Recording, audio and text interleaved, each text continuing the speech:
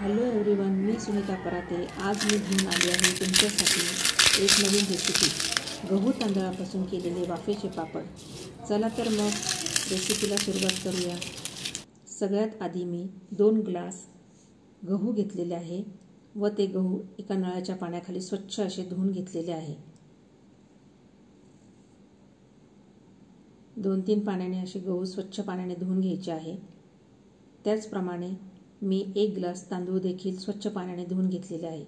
गहू व तांदूळ वेगवेगळ्या भांड्यामध्ये 3 दिवस आपल्याला भिजत घालायचे आहे व वेळोवेळी पाणी चेंज करत राहायचे आहे।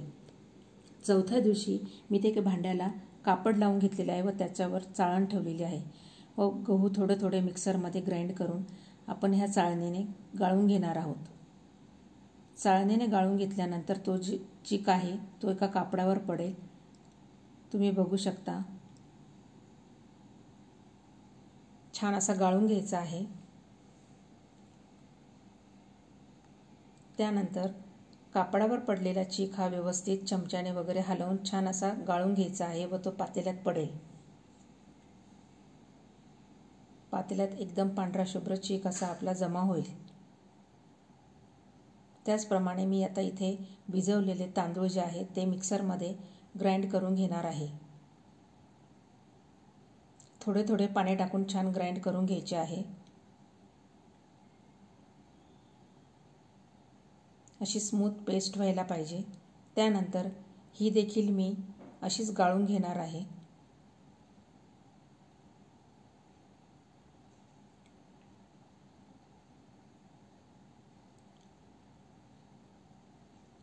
तुम्ही बघू शकता, अशी पेस्ट केल्यानंतर चाळणीवर टाकून मग गाळून घेणार आहे। बघा, इथे मी थोडंसं पाणी टाकून असं छान गाळून घ्यायचं आहे। तांदूळ हा शेवटपर्यंत गाळून घ्यावाच लागतो, कारण त्याचे बारीक कण हे उरतच राहतात। त्याच्यामुळे तांदळाला थोडासा वेळ लागतो, पण पापड अगदी छान होतात। बघा, तुम्ही बघू शकता। आता मी कापडावर पडलेला चीक देखील हा गाळून घेणार आहे।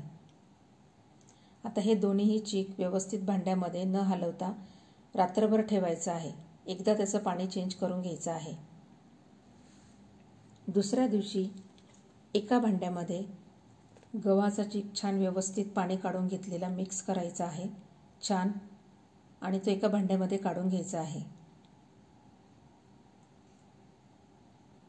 मी ते सगळा चीक गव्हाचा एका भांड्यामध्ये काढून घेतलेला आहे।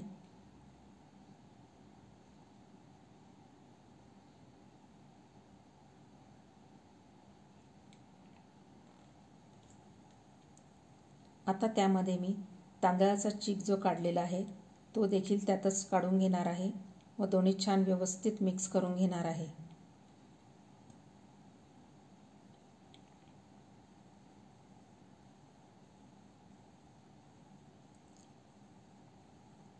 हे दोन्ही चीक व्यवस्थित मिक्स झाल्यानंतर तुम्ही यामध्ये खसखस टाकू शकता, तीळ टाकू शकता, जिरं देखील टाकू शकता। मी यामध्ये चवीपुरता मीठ व जिरं टाकलेलं आहे। आता इथे मी गॅसवर एक पातेलं ठेवलं आहे व त्यामध्ये पाणी उकळायला ठेवलेलं आहे।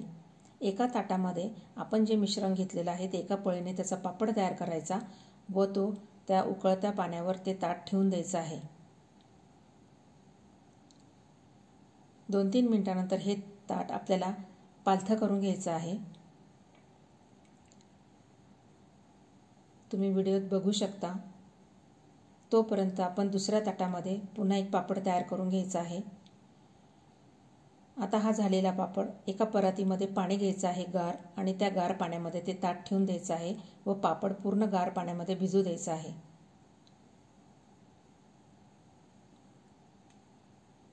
तोपर्यंत आपण दुसऱ्या ताटामध्ये पापड तयार करून घ्यायचा आहे व तो त्या वाफेवर ठेवायचा आहे। आता हा झालेला पापड आपण स्वच्छ गार पाण्याने थंड करून घेतलेला आहे व सुईच्या साहाय्याने किंवा सुरीच्या साहाय्याने त्याच्या कडा ज्या आहेत त्या मोकळ्या करून घ्यायच्या आहेत। बघा, असा अलगद पापड निघून येईल। त्यानंतर ते ताट पूर्ण आपल्या कपड्याने व्यवस्थित स्वच्छ पुसून घ्यायचं आहे. त्यावर आपल्याला दुसरा पापड तयार करायचा आहे.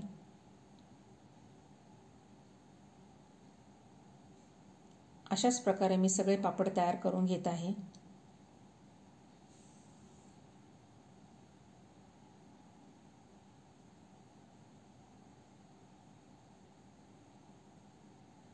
बघा, पुन्हा एकदा हा पापड थंड करून घ्यायचा आहे व सुरीच्या साहाय्याने त्याच्या कडा मोकळ्या करून घ्यायच्या आहेत व अलगद हा पापड काढून घ्यायचा आहे.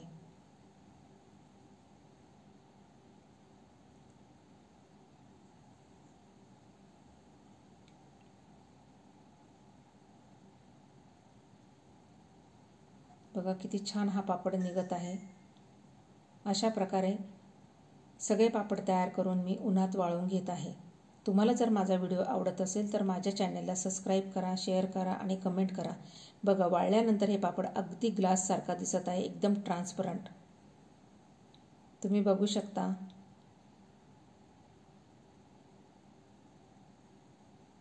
आता इथे मी गॅसवर एक कढई ठेवलेली आहे व त्यामध्ये तेल एकदम छान कडक गरम करून घ्यायचं आहे आणि मग त्यामध्ये पापड हा तळायला ठेवायचा आहे. बघा, पापड किती छान फुलत आहे आपला. अशाच प्रकारे आपण बाकीचे पापड तळून घेणार आहोत. हा पापड तुम्ही आंब्याच्या रसाबरोबर पण खूप छान लागतो.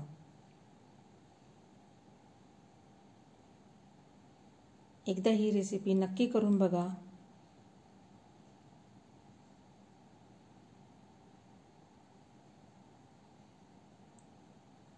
एकदम छान असा तोंडात टाकताच विरघळणारा असा पापड आहे.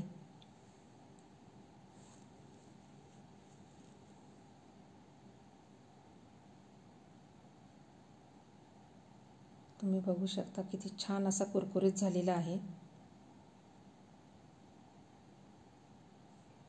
धन्यवाद.